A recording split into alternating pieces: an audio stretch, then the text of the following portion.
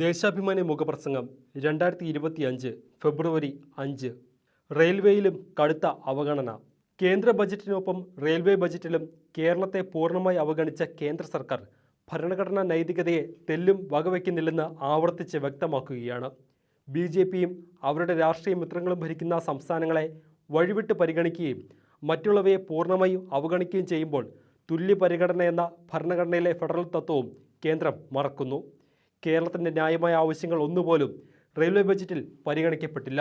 പുതിയ വണ്ടികളില്ല, പുതിയ പദ്ധതികളുമില്ല. കേരളത്തിനുള്ള റെയിൽവേ വിഹിതം 3042 കോടി രൂപയാണെന്നും അത് 2009-2014 കാലത്തെ UPA ഭരണത്തിൽ അനുവദിച്ചതിൻ്റെ 8 ഇരട്ടിയാണെന്നുമുള്ള റെയിൽവേ മന്ത്രി അശ്വിനി വൈഷ്ണവിൻ്റെ വിശദീകരണം കേരളത്തെ പരിഹസിക്കുന്നതിന് തുല്യമാണ്. 2014 മുതൽ സംസ്ഥാനത്ത് നടപ്പാക്കിയ റെയിൽവേ വികസന പദ്ധതികളുടെ കണക്കുദ്ധരിച്ചാണ് അവഗണനയില്ലെന്ന് സമർത്ഥിക്കാൻ റെയിൽവേ മന്ത്രി വൃഥ പാടുപെടുന്നത്. കേരളത്തിനായി 3042 കോടി നീക്കിവെച്ചു എന്ന് പറയുമ്പോൾ കഴിഞ്ഞ വർഷത്തേക്കാൾ വെറും 31 കോടി രൂപ മാത്രമാണ് വർധന എന്നത് മൂടിവെക്കുന്നു. 2377.6 കോടി രൂപ ലഭിക്കുന്ന മഹാരാഷ്ട്രയ്ക്കും 1066 കോടി രൂപ ലഭിക്കുന്ന ബീഹാറിനും 9417 കോടി രൂപ നീക്കിവെച്ച ആന്ധ്രയ്ക്കും വിഹിതത്തിൽ വൻ വർധന ഉണ്ടായെന്ന് ഇതോടൊപ്പം കൂട്ടി വായിക്കേണ്ടതുണ്ട്. 419 കിലോമീറ്റർ റെയിൽപാള നിർമ്മിക്കുന്ന 8 പദ്ധതിയുടെയും 35 സ്റ്റേഷൻ നവീകരിക്കുന്ന അമൃത് പദ്ധതിയുടെയും കവച് സുരക്ഷാ സംവിധാനത്തിന് കീഴിൽ വരുന്ന 107 പ്രവൃത്തിയുടെയും ഈ സാമ്പത്തിക വർഷത്തേക്കുള്ള നീക്കിവെപ്പ് മാത്രമാണ് 3042 കോടി രൂപ. എല്ലാം പ്രവൃത്തി നടക്കുന്ന പദ്ധതികൾ, പുതിയതൊന്നും അതിലില്ല.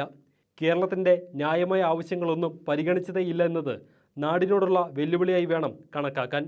തിരുവനന്തപുരം മംഗളൂരു 3-ാം പാതയും 4-ാം പാതയും, തിരുവനന്തപുരം മംഗളൂരു നമോ ഭാരത് അതിവേഗ ട്രെയിൻ, എറണാകുളത്തിനും ബംഗളൂരുവിനും ഇടയിൽ സ്ഥിരമായി വന്ദേ ഭാരത് ട്രെയിൻ, നിലമ്പൂർ നഞ്ചങ്കോട് പാത, തലശ്ശേരി മൈസൂരു പാത, കാഞ്ഞങ്ങാട് പാണത്തൂർ കണിയൂർ പുതിയ പാത എന്നിവയ്ക്കൊന്നും ബജറ്റിൽ നിർദ്ദേശങ്ങളില്ല. എന്തിന്? ഉറപ്പായും പ്രതീക്ഷിച്ചിരുന്ന ശബരി പാതയെക്കുറിച്ച് ഒരക്ഷരം പോലും ഈ ബജറ്റിലില്ല.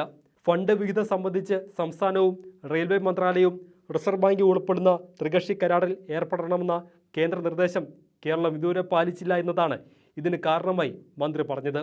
3810 കോടി രൂപ ചെലവ് വരുന്ന പദ്ധതിയിൽ സംസ്ഥാനം നൽകേണ്ട വിഹിതം നൽകാതെ വന്നാൽ കേന്ദ്ര വിഹിതത്തിൽ നിന്ന് റിസർവ് ബാങ്ക് കുറയ്ക്കുമെന്ന കരാറിൽ ഒപ്പുവെക്കില്ലെന്ന് നിർദ്ദേശം വന്ന കഴിഞ്ഞ നവംബറിൽ തന്നെ സംസ്ഥാനം വ്യക്തമാക്കിയതാണ്.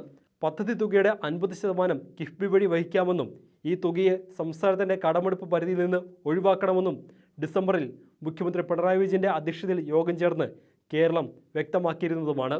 സാമ്പത്തിക ഞെരുക്കത്തിനിടെ കേരളത്തിന് ഇത്തരമൊരു കരാർ ഒപ്പിടാനാകില്ലെന്ന് വ്യക്തമായിരിക്കെ സാങ്കേതിക കാരണം പറഞ്ഞ് പദ്ധതി ഒഴിവാക്കിയായിരുന്നെന്ന് ഇത് വ്യക്തമാക്കുന്നു.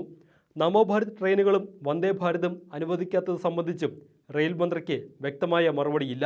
ട്രെയിനുകളുടെ ലഭ്യതയും വിവിധ റൂട്ടുകളുടെ ആവശ്യകതയും പരിഗണിച്ച് റെയിൽവേ ബോർഡാണ് പുതിയ ട്രെയിനുകൾ അനുവദിക്കുകയെന്ന മറുപടി ഒഴിഞ്ഞുമാറൽ മാത്രമായേ കണക്കാക്കാനാകൂ. ജനങ്ങളിൽ നിന്ന് പല വഴിയിൽ സമാഹരിക്കുന്ന പണം രാജ്യത്തിൻ്റെ നിലനിൽപ്പിനും വികസനത്തിനുമായി നീതിപൂർവകമായി വിതരണം ചെയ്യുക എന്നതാണ് സർക്കാരുകളുടെ സാമ്പത്തിക ധർമ്മം. ബജറ്റുകളിൽ പ്രതിഫലിക്കേണ്ടത് ആ ജനാധിപത്യ നീതിയാണ്. എന്നാൽ രാജ്യവും ജനങ്ങളും തങ്ങൾക്ക് തീറെഴുതി കെട്ടിയതാണെന്ന സ്വേച്ഛാധിപത്യ ബോധമാണ് മോദി സർക്കാരിനെ ഭരിക്കുന്നതെന്ന് കേന്ദ്ര ബജറ്റിൽ കേരളം നേരിട്ട അവഗണനയെക്കുറിച്ച് മലയാളികളായ കേന്ദ്രമന്ത്രിമാർ നടത്തിയ ജൽപ്പനത്തിൽ നിന്ന് മനസ്സിലാക്കാം. ഭരണഘടനാ നൈതികതയെക്കുറിച്ച് അവർക്ക് കേട്ടുകേൾവി പോലുമില്ല.